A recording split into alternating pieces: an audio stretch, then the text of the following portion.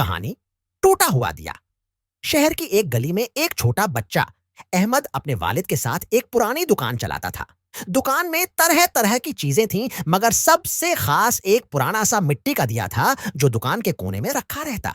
एक दिन दुकान में एक बूढ़ी औरत आई। उसने आहिस्ता से कहा, बेटा, ये दिया कितने का है?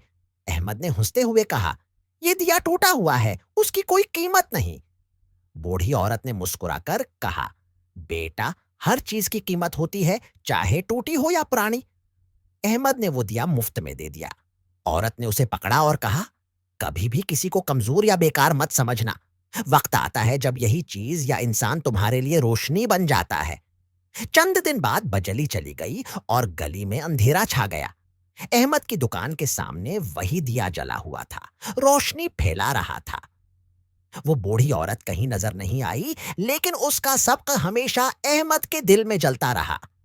असल रोशनी इंसान के दिल से आती है, न कि उसके कामिल होने से।